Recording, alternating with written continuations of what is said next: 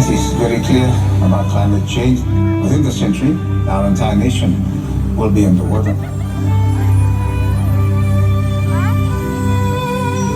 As in some countries, you have a cyclone, a hurricane. Over time, the land remains there, and the water recedes. In our case, it does not. It's a disaster that doesn't go away. Our reality is that we have communities who already have to relocate. They've left their villages. We have communities which are on the verge of doing the same thing. And so, for us, climate change is not something that's likely to happen in the future. It is happening. We are facing it.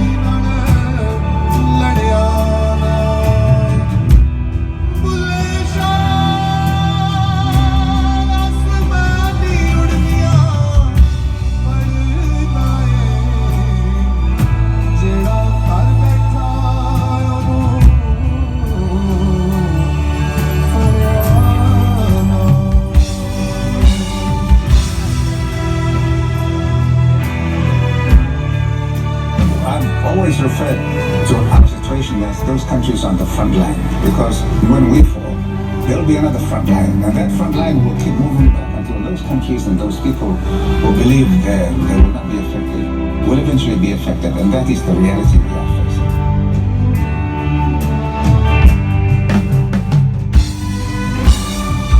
I think as human beings, we are being challenged.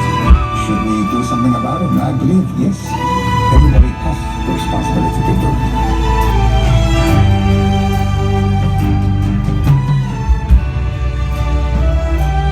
Because the question that we continue to ask ourselves, what is to become of our children?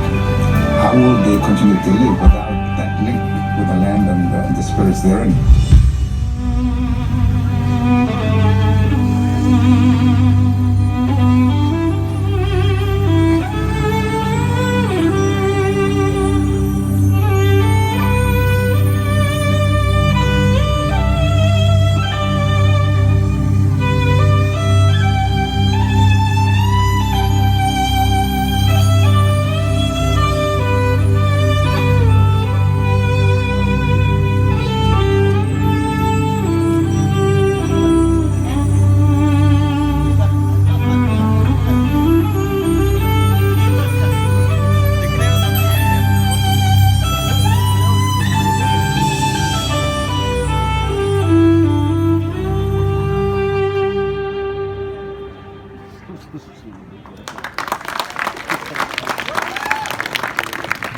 So all those Kiribati children that you saw on that big screen, if you can only imagine, these children will not have the opportunity to grow up in their own country, because very soon they're going to become refugees of a new kind, and that is known as climate refugees.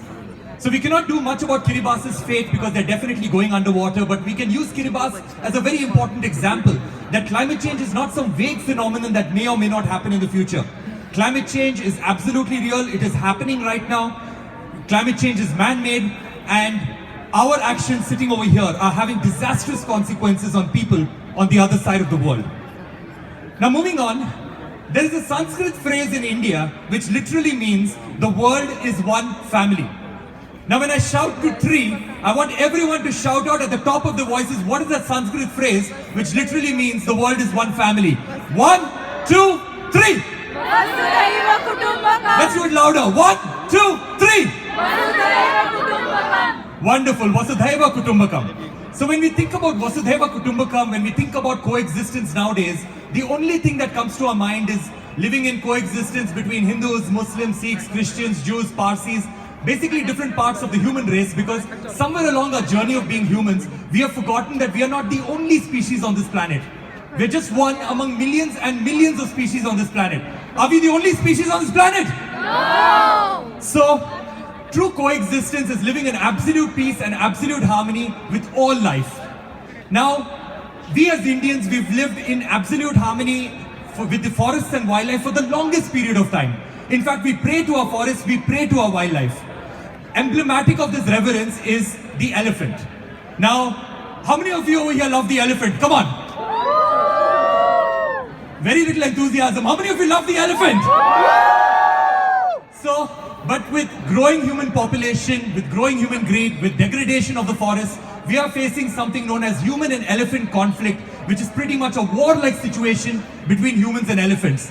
So in this warlike situation, which usually happens in the fringe areas of forests, where humans attack elephants, elephants attack humans, when there is a loss of life on the human side, our authorities have to make the very painful decision to capture these elephants and to relocate them.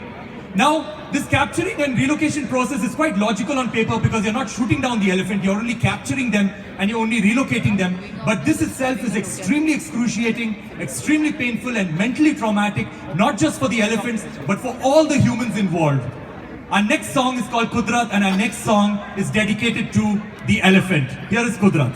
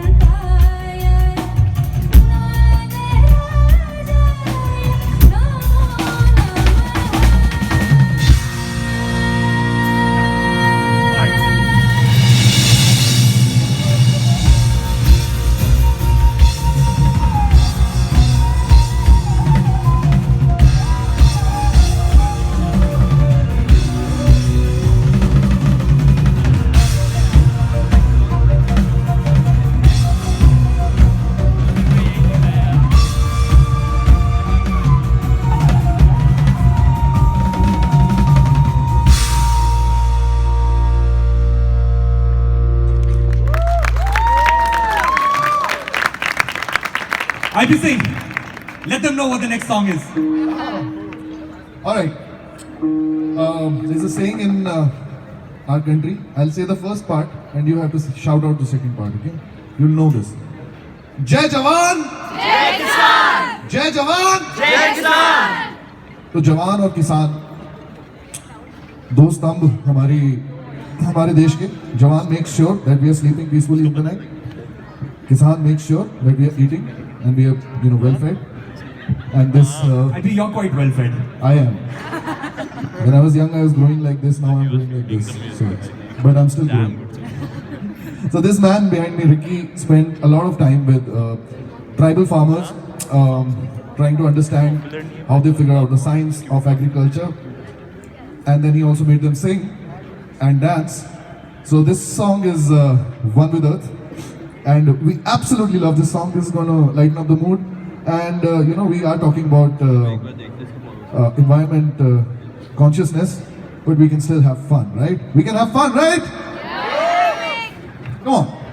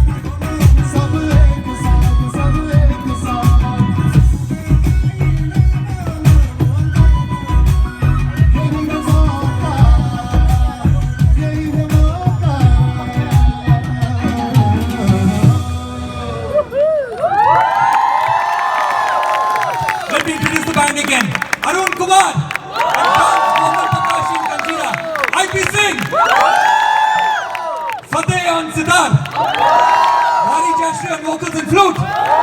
Manoj George on violin. Lonnie Park on guitar and vocals.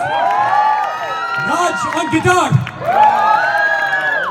Okay, now, I wanted to speak about an issue that is affecting each and every one of us. And all of us know about this. It's called air pollution. Now, this is not just an India problem, it's a global problem because 7 million people die every single year from breathing polluted air. And out of them, 600,000, that is 6 lakh of them are actually children. That is 9 out of 10 children on this planet do not breathe clean air. In fact, it is affecting their learning abilities. It's affecting the learning abilities of children, so they're not able to grow to their full potential in schools, and that's what we are doing to the future generation. What makes this worse is that 14 out of 15 of the most polluted cities on this planet are in our own country, that is India. Now, our next song